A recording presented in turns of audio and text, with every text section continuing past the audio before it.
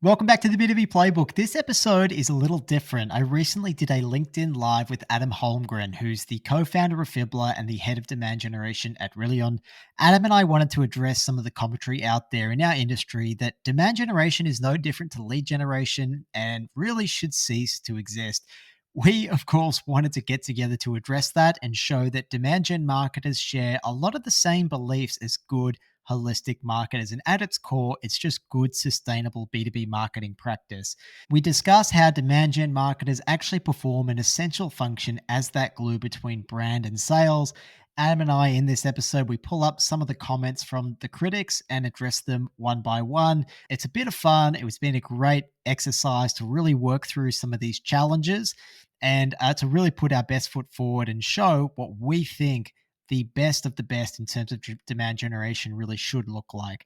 There's so much to learn about how this all fits together. And I think Adam shares some fantastic insights that you guys are going to love. So, okay, listeners and viewers, here's that conversation with Adam. Welcome to the B2B Playbook. This is our first ever live stream episode, in case you couldn't tell by the technical difficulties. Apologies for the slight delay there, but hopefully we'll make it up to you. I'm joined by Adam Holmgren, is the co-founder of Fibbler, the head of demand generation at Rillion. Adam, thanks so much for coming on the show. Yeah, good to be here. You need some child illness as in the first one, right? It's meant to be. Yeah, totally. That's right. Look, Adam and viewers, to give this live conversation a little bit more context, there's been a few people who are quite vocal in our community who Adam and I, and I'm sure some of you out there have seen speaking out against demand generation. And as passionate demand gen marketers ourselves, Adam and I decided to get together and bring up some of the comments that have been made and just address them in turn on behalf of the demand generation community. And Adam, I'd like to start this conversation just by saying that we're not going to name the people who made these comments. I think we both respect them. We respect their expertise. And I think actually the funny thing is we agree with a lot of their views on marketing. But I also believe that there's no absolutes in this world and we can all learn from each other. And so I'm excited to dive into this session. Did you have anything that you wanted to add before we dig into it? No, totally agree. I actually think we agree on more things than we disagree on. So I think it's funny. But happy, I just thought about it today, actually. How many posts start with something about being dead, right, on LinkedIn at the moment? And very few things are. And now we're doing the opposite. We're trying to explain why it isn't. So I think it's fun. Yeah, this will be fun. I agree. Look, it's not dead. And that's what we would love to discuss. So look, just on my whiteboard here, I've got some of the comments that have been made, Adam, and I think it's a bit of fun if we go ahead and address them in turn. One comment that we came across was that demand generation and lead generation are the same thing. Yeah. Adam, do you mind if I throw to you to maybe kick us off with your thoughts on that one? No, but I honestly, I think that this is a terrible statement. I think it couldn't be further from the truth, and this is where we disagree. I think the whole demand gen movement started out to move away from lead gen, right? Started out to move away from your classical ebook, from your gated content, from your contact spamming. When I came into the demand gen scene maybe 3 years ago, this was a dramatic shift in both results, but also how we started viewing marketing and what we did as activities. So this couldn't be further from the truth. Demand gen, everything we are doing now is we want our initiatives to be seen on the bottom line. And how do we do that? Yes, we are trying to engage and understand our audience. That is basically what we're trying to do. And in that, build brand, right? As some of you will come to that later. But yes, we want end results. We want bottom line results from our marketing efforts. But it's not the same as feeding MQLs into the pipeline, right?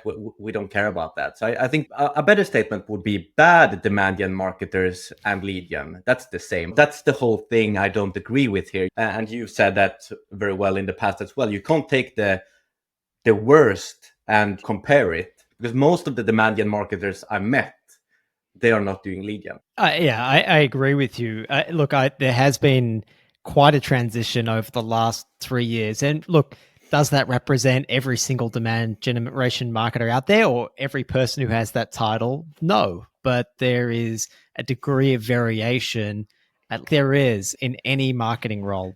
And I think there's been a lot of progress that's been made in the last few years. As you said, we've shifted from purely lead gen and targeting just MUQLs towards real opportunities, trying to push towards revenue as much as we can. And to be honest, while some out there might not agree with the terminology, I think actually the split in terminology of Chris Walker talking about creating demand, capturing demand, some people don't like the word because it insinuates that you can create demand out of nothing. But I think it was actually quite helpful because when a demand gen marketer thinks about creating demand, the marketer can focus on building that trust with that 95% of the market that's not yet ready to buy.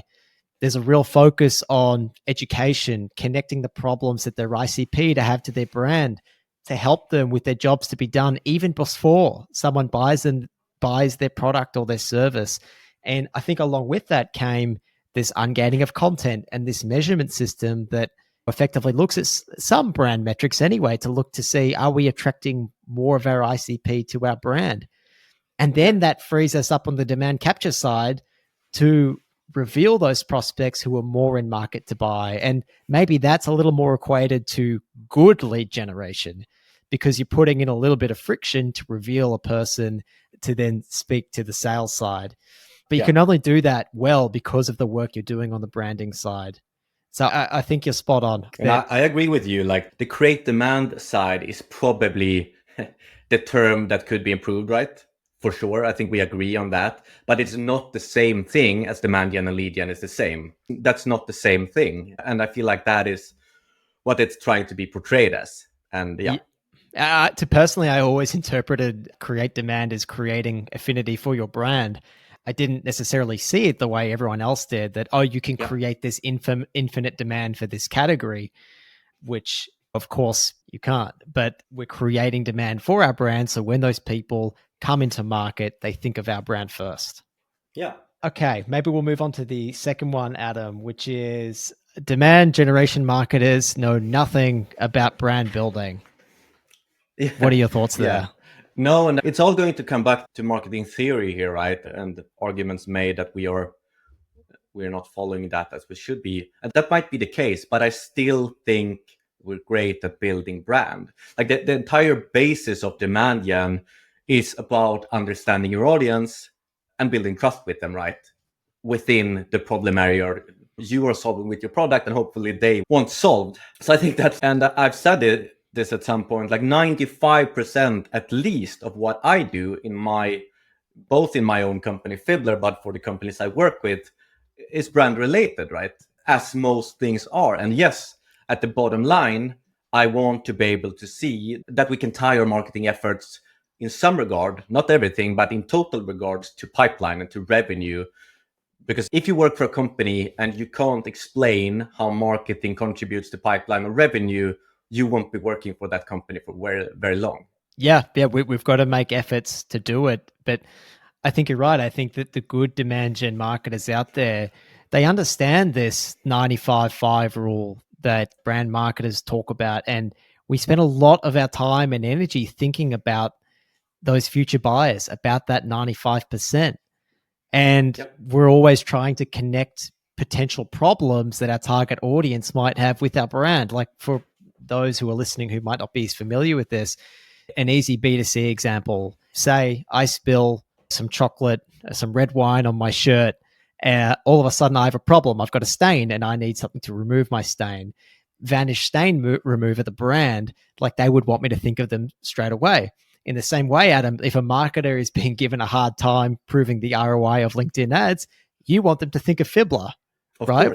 We're connecting these category entry points to our brand. And that is part of our job as demand gen marketers. And actually, Adam, I'm not sure if this is a framework that you like using, but one that we really love is the 5 stages of awareness. And I think in many respects, those category entry points that are spoken about is really people who are problem aware. So once they realize they have a problem, how do we get in front of those people and connect them to a solution?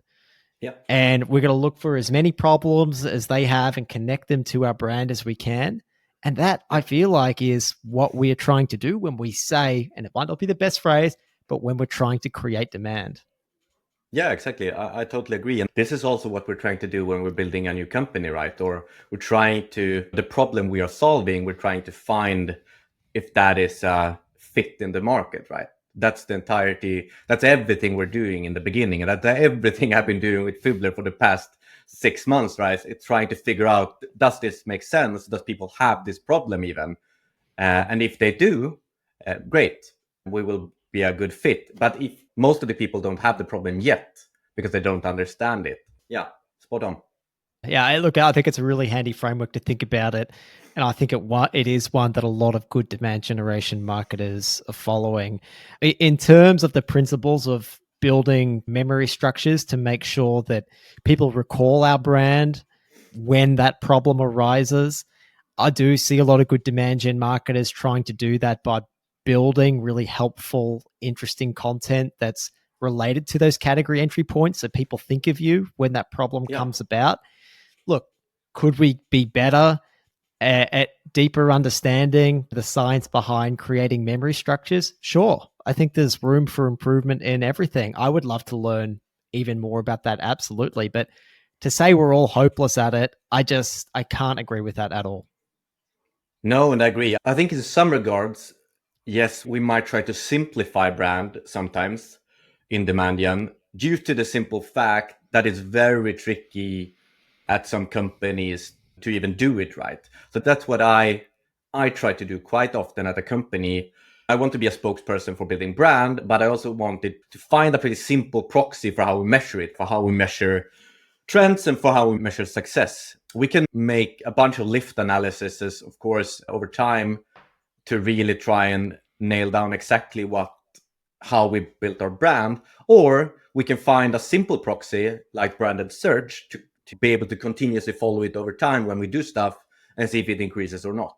It might not be 100% accurate, but it will be easy to explain, it will be easy to follow, and it will be easy to tie to results. So I think yes, we might simplify brand building sometimes, but it's not all bad. Yeah, that's right, and a little easier for us to track and measure rather than running like expensive brand uplift studies. Which, Yeah. not saying they're wrong, not saying you shouldn't do them, but I think at least for the majority of my audience, the majority of people that I speak to, they're not in a position to be getting budget for that kind of activity. They often just don't have that available to them, and it's not realistic. No, exactly. And something around this topic that I feel quite strongly for now also is most people, especially on LinkedIn, right? They follow people because they want to listen to people and not brands. So I truly believe that's why my sole paid ad strategy now is thought leadership ads, right? Because I'm building my own brand and at the same time building my company's brand.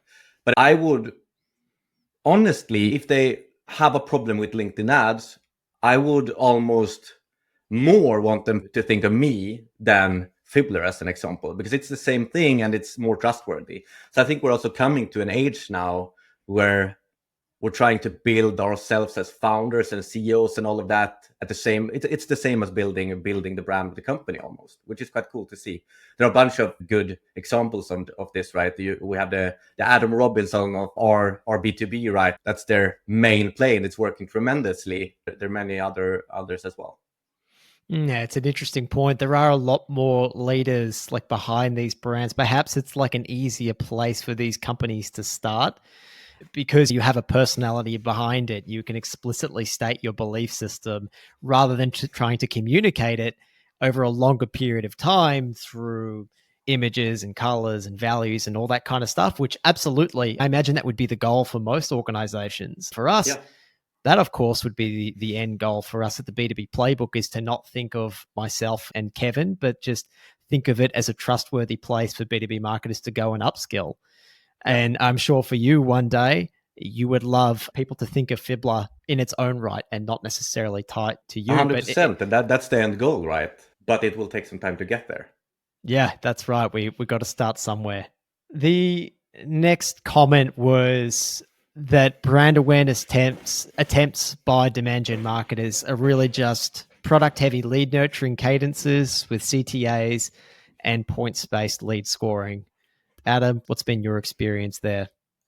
Yeah, and we're coming back to here seeing it as lead gen, right? I think this is also important to note. I think we shouldn't single out marketers versus marketers. It's because this becomes like every demand gen marketer is doing this. That's simply not true. Maybe a few people are, and that is what it is, but that will always be the case in any category. So I think this is just not true. I don't see, lead scoring depends a little bit on what you mean. Are you using signals? It's a quite heavy topic these days, right? Are you using different signals in your outbound efforts or in your things like that? Sure, I think many are. Same thing as to how I see people using my company Fibbler is, okay, can you see that a company have engaged a lot with your ads? It's probably a good signal to do something about it. I don't think that is lead gen. I think that is a signal that something is happening here. And then we can decide what kind of action we take, but I don't think it's the same thing. Yeah, I agree with you. I think it's all about, first of all, how did you decide what signals to track? Often, like, I think marketers fall into this trap of jumping onto a platform and just choosing whatever signals they think make sense to them, rather than doing their customer interviews, finding out what those real trigger points were, and then what that meant from the point of view of the customer, and then going and choosing to track those signals elsewhere. But then to your point as well, it's not lead gen because it depends what you do with that signal. If someone visits the Fibbler website, is it wrong for you to just go and make sure they're connected to you in your network, not to go and sell to them, but just to have them there so they get exposed to more of your content? Like, I wouldn't say that is lead gen. If they take an action, sign up for a free account. If you have a BDM, reach out to them to be helpful, to take a consultative approach. Is that lead gen? I don't think that is. Yeah, no, I agree. I think it's, again, as we talked about, it's about being helpful, right? And not necessarily selling. I think that's the key. And I think this is more a comparison of bad marketers versus good marketers. And that's a difference. Like that, we can always say that there will always be bad eggs and good eggs. But I don't think it has anything to do with brand awareness versus demand gen. And I don't even like to separate them. Like I see them as intertwined. I hate this separation. Yeah, I agree. I think there's overlap there. And probably brings me to my next question, because demand generation does have quite a lot of overlap with different roles. I'm starting to see it as that connective tissue between like the business outcomes, sales, and marketing. And I feel like it has a really good role there to bring everything together and to help try and get marketing its seat back at the table. What about you? Is that how you feel about it? 100%. I think it's the missing glue between sales and marketing, right? Because there has always been friction between sales and marketing and trying to understand each other. And I think demand gen here is the perfect middle way. We should have similar or the same goals as sales, right? That's how we win together. And I think demand gen has equipped us to do that. Honestly, like I'm sitting in on sales calls every week, right? To try to understand and vice versa. And I don't think any other roles in marketing is doing that, to be frank.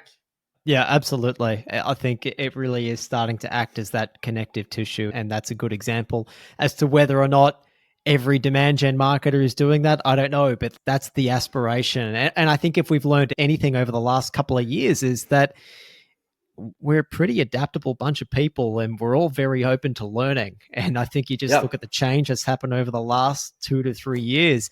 To me, that is enough to say demand gen should absolutely not be dead. Like, we don't need to kill off another thing. This is a function, I think, that is evolving very nicely. It's really starting to find its position at the center of the go-to-market strategy for a lot of companies. So why 100%. undo all that good work? Now, I think one argument here that will come, right, is that it's just about doing great marketing. And I have actually used that a lot in the past because I like it. And I think it is about doing great marketing, but it helps us to put a category to it, to force the change. by just saying do great marketing, it's very hard to define, right? It's very hard to say that internally. I think it helps to have a category for it. And the same thing can be said about, if I would say that I would only focus on building brand and brand awareness, I would most likely get killed internally. And I think most marketers would. I think it's about finding that middle ground, not the middle ground between brand awareness and lead gen, but finding the middle ground between building brand and making sure that you can tie certain efforts to revenue. So what you're doing within your marketing playbook or whatever, it's actually coming down the bottom line at some point. It's not about tying a specific activity to pipeline, to leads, to revenue. It's about tying your efforts as a whole to revenue. And I think that's important. Yeah, I think that's a really good distinction. And again, this is not saying that companies shouldn't invest in brand, and it's not saying brand is wrong at all. No, no, It's no. just about saying where demand generation fits in this picture. Yeah, absolutely. And at my last company where I worked, we get accept. We actually had in the beginning whether demand gen team and a brand team where we worked super close. And in the end, we realized, hey, we're doing the same things here. So it just became the same eventually. And that was a realization for me that brand and demand gen, it can be whatever you want it to be, right? It is about building the business, and building the brand is a huge part of that.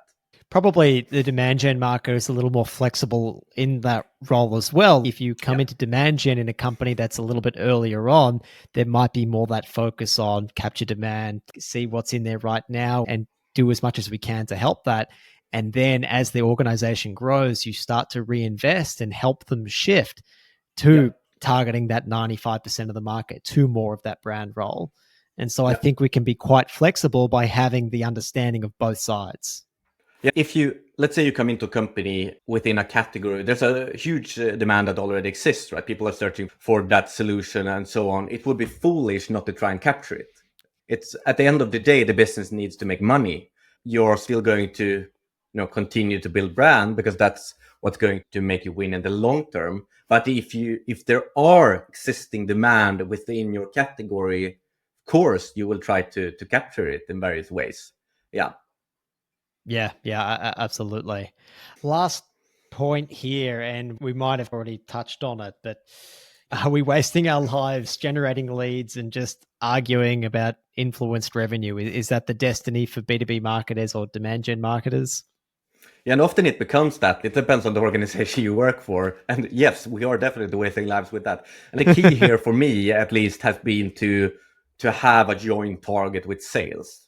That's it doesn't matter where the freaking deal is attributed to. It's the combined efforts that we make. And that's what I like with, having some sort of, now I throw other terms in, but ABM efforts, ABS efforts, where we together target, we target these accounts because of this, with that, and we have a joint goal for it. I think that's incredibly powerful, and I think it's needed. The problem is when sales have one goal, marketing has another goal, and they're not really communicating, which is the case a lot of times. It's amazing what can happen if you lift the veil of attribution and you use it to guide your decisions, but not everything is tied to it. It allows marketing to do real marketing. So much of Yeah. marketing's budget and time can be caught up in this activity hamster wheel of supporting sales or doing lead gen activities. And it stops us from using our time, energy, and resources on doing actual marketing, which I think is what we all want, no matter what your title is within the marketing team. We said it from the top, but I think there's actually a lot of things that we agree on with these people who we are engaging with in dialogue over LinkedIn. The 95-5 rule from the B2B Institute founded that 95% of the market are not looking to buy right now. 5% are changes depending on your exact situation, but it's a great principle. I think demand gen marketers absolutely believe in that. All good marketers should. Another stat from Bain that 8 out of 10 buyers are going to pick a vendor from the shortlist they make on day one of searching for a solution, meaning you got to be top of mind. So as soon as they have that problem, they think of you first. Yeah. Because if they haven't heard about you before, they go and make that search, there's a good chance that they're not going to consider you. I think probably another thing is that we understand that the marketing work we do in that 95% who aren't ready to buy right now, most of that work isn't going to be realized for 6 to 12 months down the road minimum. Yeah. And I think that's why a key principle of the kind of marketing we do is consistency, and something that we really preach is that demand generation really only works if you are consistent. You've got to constantly be there. And I would say that that is another principle that overlaps with brand marketing. Yeah, 100%. And I think it will, you will enter the same issues when you try to, shift towards a model of demand gen or brand marketing. Like you will have the same issues at your company when the results start to go down. You will most likely get pushback internally, and it's up to you as marketers to push on, because it's only in the long term that you will see the aggregated benefits. But it's tricky. It's hard being a marketer, honestly. We can chat about this with other marketers on LinkedIn, but it's hard internally to be a marketer these days. It's so difficult. We lost our seat at the leadership table for a lot of us, which makes it really difficult. When times get tough, often we're the first to go, Yep. and it can be very difficult to be a marketer. That's for sure. If we cannot, as marketers, talk about revenue, we will definitely be the first ones to go. We need to be able to do that. Honestly, I think it's so important to be able to have that lingo as well. If sales are supposed to bring in revenue, we are equally responsible. Yep. Yeah, absolutely. And as we're for those organizations that are starting to remove the attribution shackles from marketing and sales, they're really starting to see the benefits of the two teams working together. And that's Yeah. where I think you can start to see, hey, like these are just two groups of people delivering messages in different ways. Like I think marketing is amazing at delivering a message on a one to many and a one to few basis. Sales is amazing at doing that on a one to one. And we've got to Yeah. work together to do that. Yeah, sales in its own right are building brand as well in all of their calls, in all of their efforts. So I think it all goes hand in hand. That's right. And hopefully it frees them up to have that consultative approach again. Yeah. We're going to throw out the predictable revenue playbook where everyone is just churning and burning the market with SDRs, handing off to AEs. It's really not sustainable. I think we have to go back to one go to market team. We've got to have a consultative approach to the market. It's going to be a much more efficient way of tackling the whole thing together. Now, this is something I've realized now when starting my own company. And I have to say, I'm running a low ACV product that's pretty easy to understand. So it's different. But we started out like just letting people into a very simple product. They understood it right away. They got that aha moment right away. I've almost held 0 demos so far. People upgrade on their own. I think like more complex solutions, it doesn't work like that. But we should aim for it to work like that, because people want to buy that way. I don't know how many messages I've received like, the user experience was great, we could just get started. There are complex solutions, but you can make it uncomplicated if you want to. And yeah, and I think that's probably something else that's been advocated, particularly in the demand gen space the last couple of years, is this idea of putting the customer back in control of the whole buying experience and removing that friction as much as possible. yeah, And it sounds like that's exactly what you're trying to do at Fibbler, and it's working for you.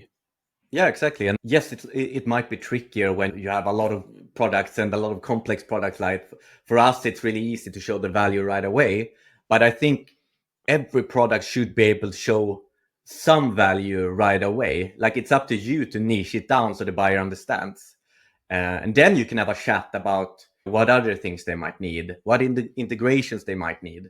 I think we are, as marketers, sometimes trying to make it, not as marketers to be honest, but as when we package things, we make it too complex, right? This is not that. It shouldn't have to be so complex. So deliver value, be helpful as much as possible. And that's something that Byron Sharp talks about as well, is making sure that there's not just mental availability, but physical availability too. Exactly. And I think that's what comes down to that physical availability, is making it easy to see the value, making it easy to buy and engage with. And you're right, that should be a goal for all of us. And I've realized that now just recently, And maybe that's specifically for marketing, right? But a lot of the marketers that I target, they are advanced. They will figure this shit out. And in some industries, that will not be the case, of course. But when that's the case, I don't have to explain it to them like they are five. So it's about understanding our audience, right? And understanding what works for them, and treating it that way. Yeah, putting the audience at the heart of everything that you're doing, making sure that audience is targeted enough to be able to serve their needs well, and yet delivering everything you can for them. So I would say then, Adam, probably in summary, it's not demand generation that's the problem. It's just bad marketing. We said you can have a bad performance marketer who only reports on branded search. You can have a brand marketer that isn't thinking hard enough about whether they're actually delivering their ad spend and whether or not it's reaching their audience. There's bad in everything, but I think there's a lot of good that's been happening in this demand gen world. And for that reason, I say let's not throw it in the bin. Let's capitalize on the momentum that we've created. Let's keep learning together, and let's just keep raising the bar for all demand gen marketers out there. Yeah, absolutely. And as you and me have talked about, I think we 100% can learn from brand marketers specifically in that area to improve even more. But I think we are slowly but surely, getting better. Yeah, absolutely. I think that's something that we can all aspire to do, is just keep learning from each other, having an open dialogue. And you know what? I'm glad that they made those comments, because it's got us together to talk about it, consider their point of view, hopefully for others to hear ours. And it sounds like we're meeting somewhere in the middle, which I think is always healthy. Yeah, agree. Beautiful. Any closing comments, Adam, from your end before we wrap this up? Is always a big problem in this area, right? And that's often the culprit to why bad marketing happens. We want to attribute everything to something, and then we start doing bad marketing tactics because that's the easiest. But I believe so much now in the future of being able to visualize touch points from various, and not only because I do it with my product, but I just think it's so important. We do so many activities in so many channels. So to be able to visualize how we touch our audience and how and what messages they see, I think that's really the future of marketing. And then I think to add on to that is taking data informed decision, right? There have been a lot of data driven marketers in history, right? Performance marketers go entirely off data, takes a decision. And now it's more, okay, we see this trend here. What do we believe? And we take the data and we make an experiment, right? So I really think data informed marketers will be key going forward, and try to visualize everything we're doing. Yeah, and I think we have our work cut out for us in changing the attitude towards that. Yeah. I think, unfortunately, Adam, I feel like we have a whole lot of performance marketers or people who are brought up in the performance marketing world, possibly moving into more senior leadership positions, where they're so used to that data-driven approach versus that data-informed. So for all of us out here, we've got our work cut out, I think, trying to educate on really why that's not the right approach. But I totally agree. That's the approach that we need to have going forward. And the businesses and the marketers who do that are going to be the ones who really get rewarded for it. Yeah. Okay. Anything else to add, Adam? No, I think that's it. Great to be invited. And yeah. Fantastic. Look, thank you all for tuning in. This episode's going to be released on the b2bplaybook.com. Make sure you give Adam a follow as well. And if you run LinkedIn ads and you need a hand tying it to business outcomes, check out Fibbler. It's a great tool. I've used it. Adam hasn't asked me to say this at the end. I just like it. I just think marketers should check it out. Check out Fibbler, 2Bs in Fibbler. Awesome. Thank you, Adam. Thank you, listeners, viewers. Take care and catch you next time.